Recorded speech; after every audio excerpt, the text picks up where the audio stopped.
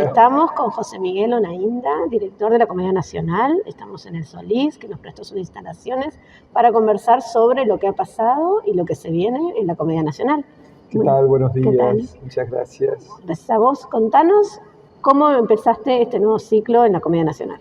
Bueno, muy bien, muy contento porque fue el año pasado, prácticamente fue todo un año de preparación, porque el cargo se accede a través de un concurso en el cual, bueno, hay varias etapas para cumplir, y en esas etapas tenés la posibilidad de ir pensando y de ir armando un proyecto, de gestión y de programación, que luego obviamente se debate, se ve, pero bueno, ya había un pensamiento. A mí realmente la comedia siempre estuvo presente en mi vida, aún cuando no vivía en Montevideo, porque bueno, seguía las alternativas.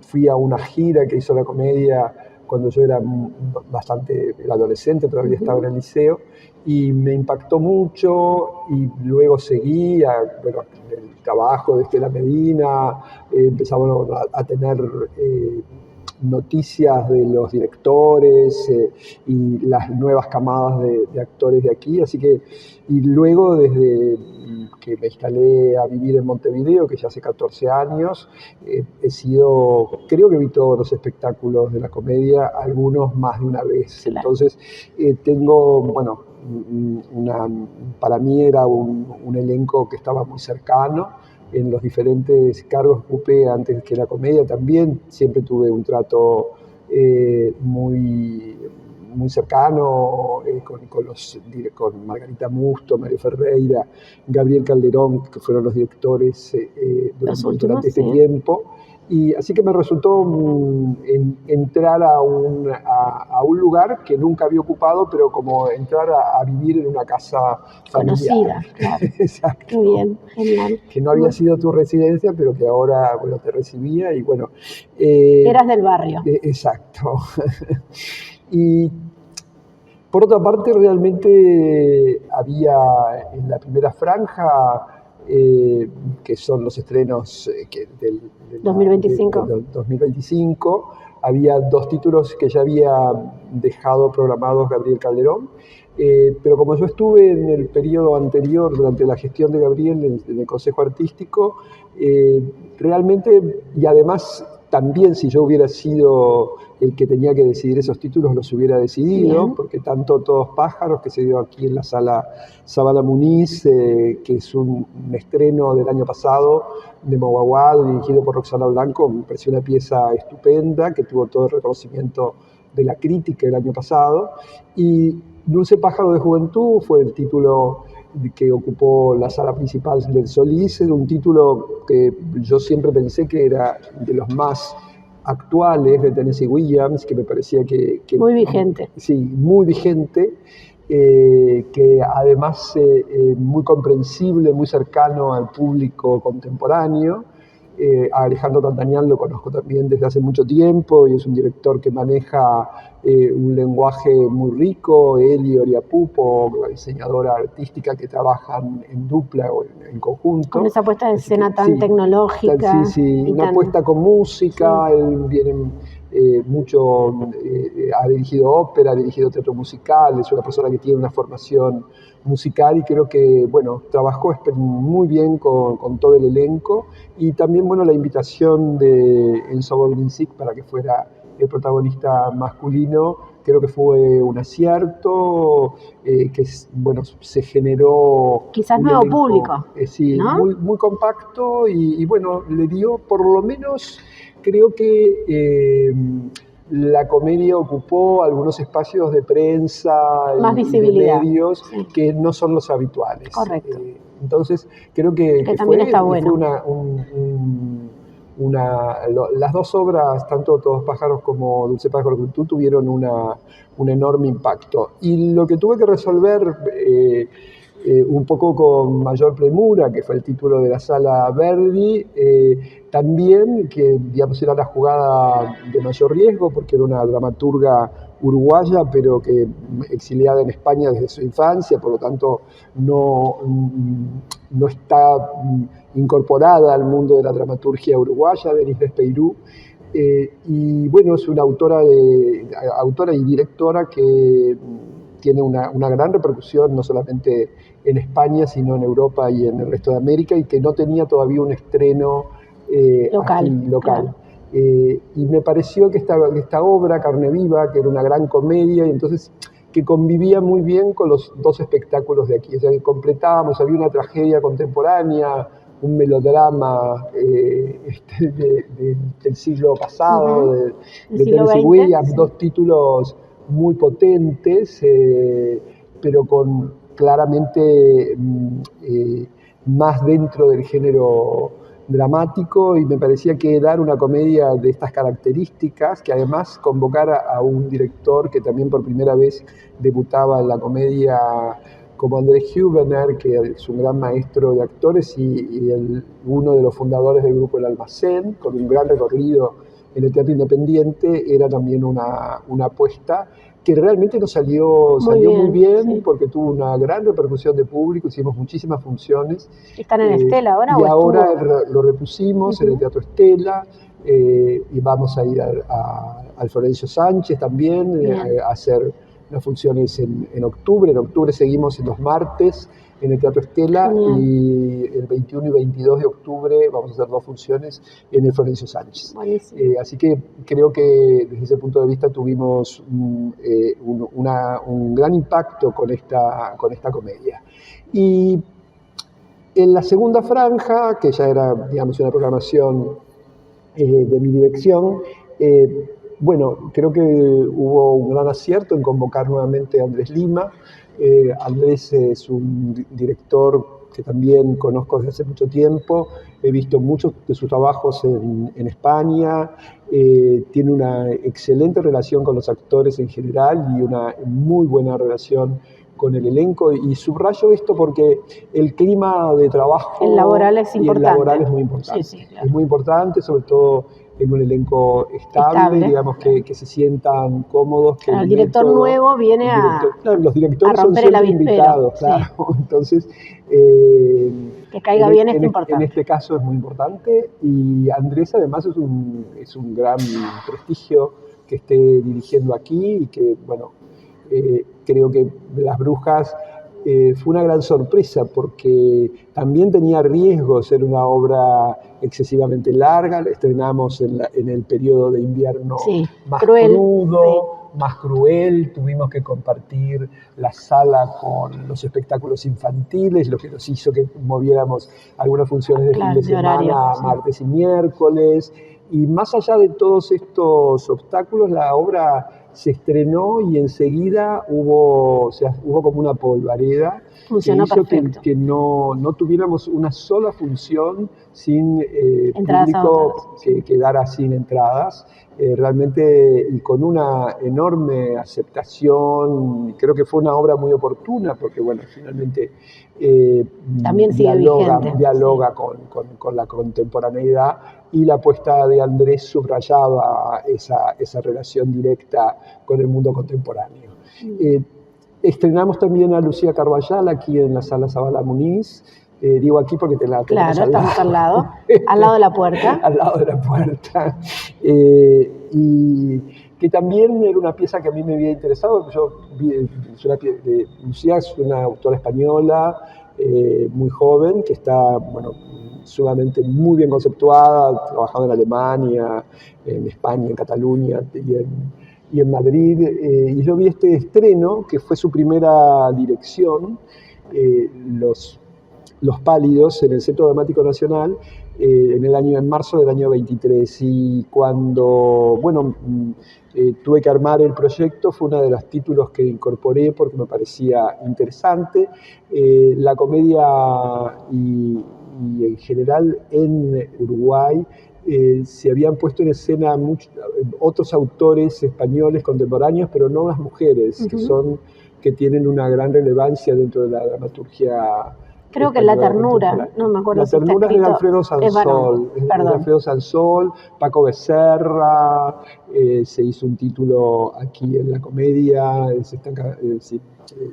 la versión del Pelícano de Strindberg, que se llamaba ahora se acaban las vacaciones, eso se hizo en la Sala Verdi durante la gestión de Margarita Musto, y luego, bueno, Josep María Miró, hay autores, ejemplos, pero no había Miró de las dramaturgas mujeres. Entonces me parecía muy importante y además también era una pieza que dialogaba con otros segmentos de la sociedad, como toda la gente que hace o que está muy cercana porque es una seguidora del mundo audiovisual. Entonces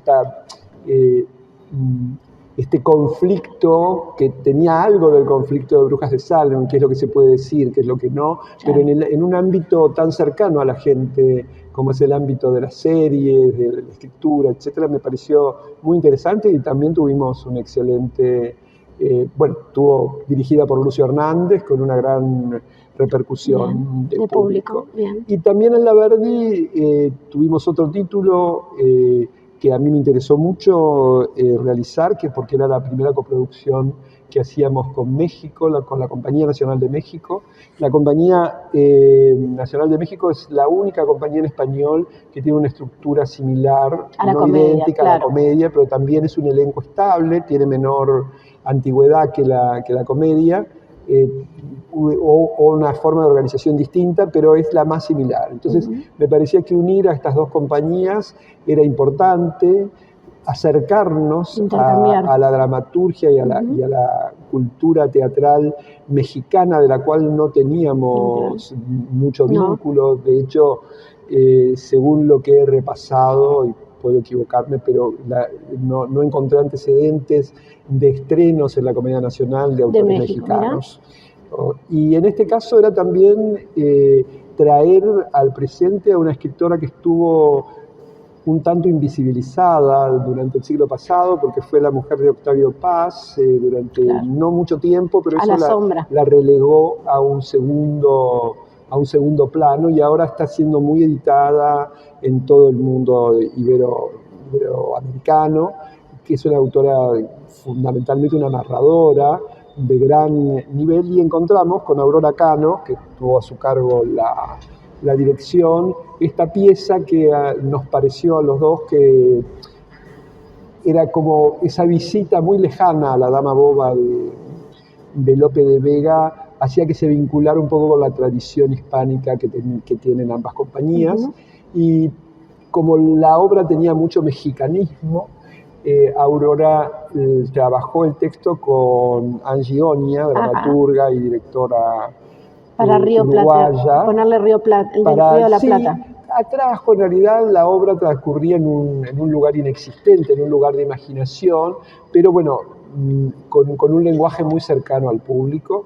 Y también, tuvimos una realización plástica y musical, la incorporación de Papina de Palma, que además hizo un trabajo de una gran sutileza, porque trabajó la banda de sonidos, prácticamente su presencia era una presencia muy importante, pero que no tenía un momento estelar, y que trabajó con una gran entrega al equipo, y un equipo de diseñadores que realmente hizo un espectáculo absolutamente singular y que tuvo también una enorme repercusión de público.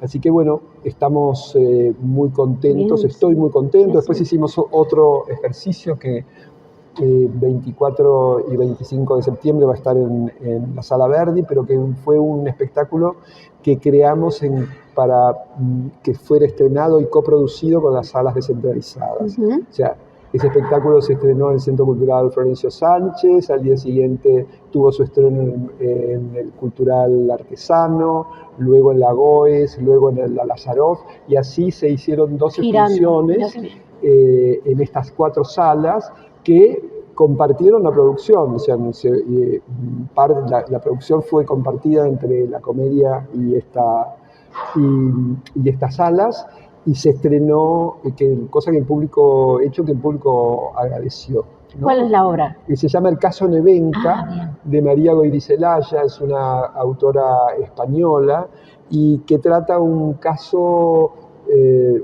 real sobre el cual ella hizo esta obra, pero la gente que nos esté viendo puede encontrar un documental y una película de ficción en las plataformas, hay una novela de Millás, ahora la víctima, la protagonista, Nevenka Fernández, acaba también de publicar una biografía sobre este caso. Es un caso de acoso sexual en la política, en el mundo de la política, que transcurre en este siglo. Es muy contemporáneo el tema, está hecho, realmente es una obra que tiene muchísima atención, porque va combinando los diferentes lenguajes, desde el teatro documental, clásico, narrado, al teatro de representación. Es un gran esfuerzo para los 3 actores que tienen a cargo toda la dinámica de la representación y la multiplicación de personajes.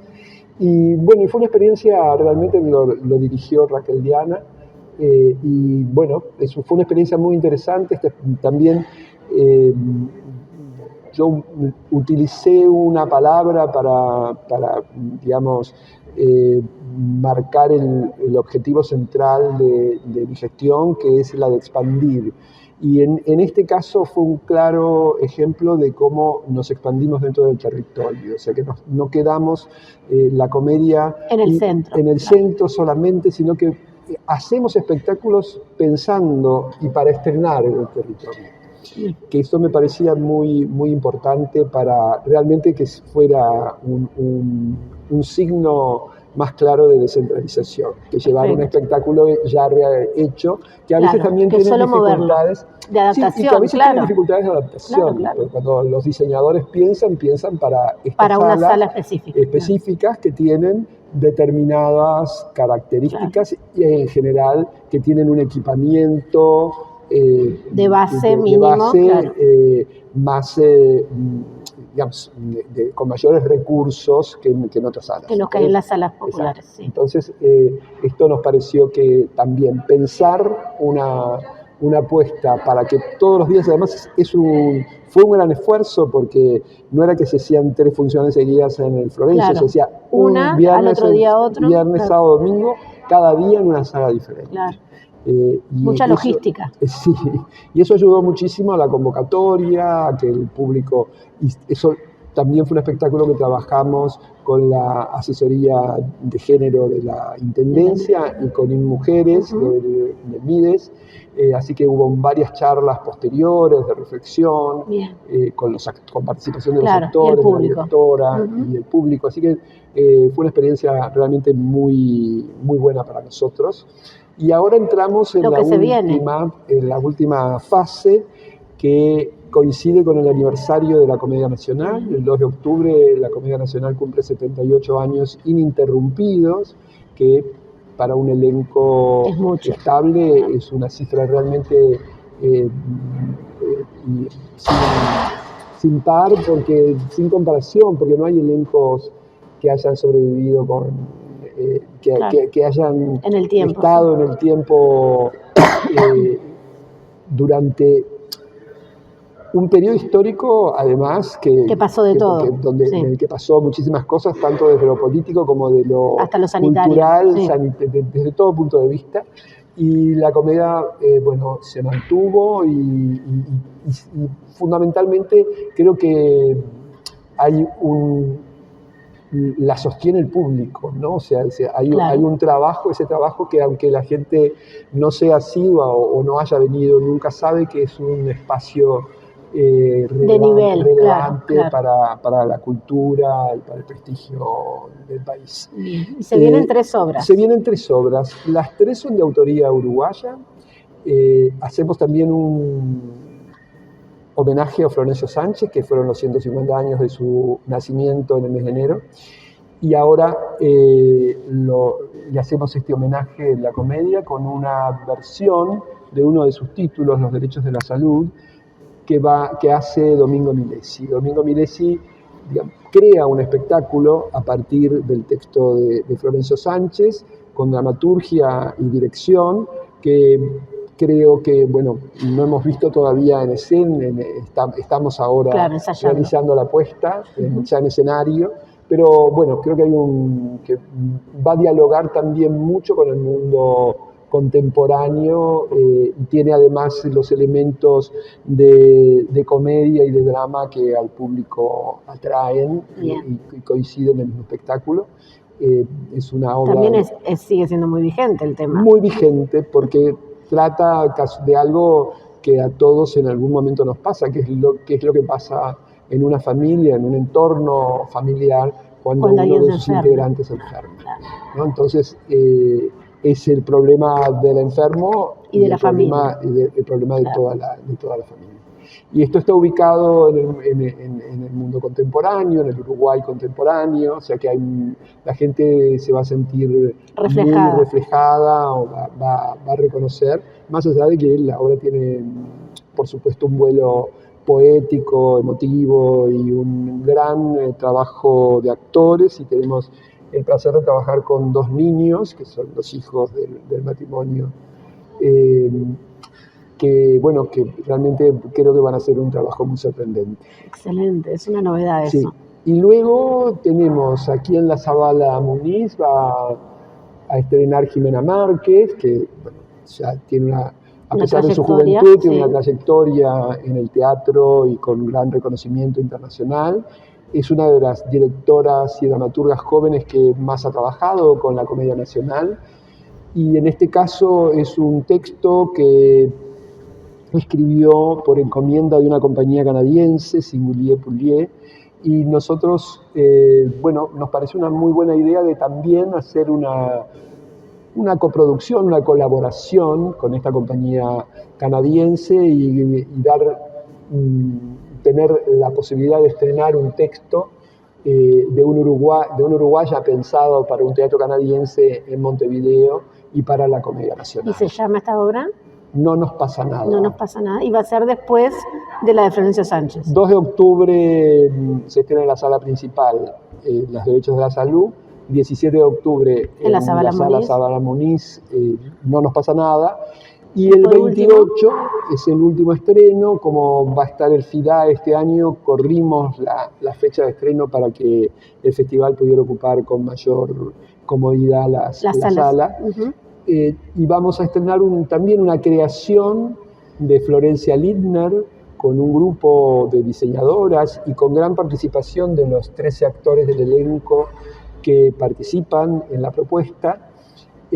La obra se llama Atentado y parte de un libro de ensayos de escritoras feministas, teóricas del feminismo y latinoamericanas, publicado aquí en Uruguay por la editorial Sujeto, que se llama, el texto del ensayo, lo recomiendo, se llama Ellas Dicen, y a partir de esos textos teóricos le propuse a Florencia que armara un espectáculo dramatúrgico, y en eso ella estuvo trabajando desde final del año pasado, y creo que va a ser una propuesta muy sorprendente, innovadora. No se inicia en la sala. Implica un recorrido afuera, en la ciudad. Primero hay un recorrido, y de ese recorrido se llega a la sala y se completa el espectáculo en la sala. Pero además hay más de un recorrido. Hay más de un recorrido, por eso. O sea que hay que venir a verla muchas veces. Se puede ver varias veces, sí, se puede ver varias veces. Así que con esas 3 propuestas de autoría uruguaya festejamos los 78 años de la Comedia Nacional, y esperamos que los espectadores nos acompañen como nos han acompañado desde el comienzo del año. Bueno, estoy segura que sí. Muchísimas gracias por el tiempo. Y al contrario, gracias a ustedes. Los invitamos a todos. Un placer.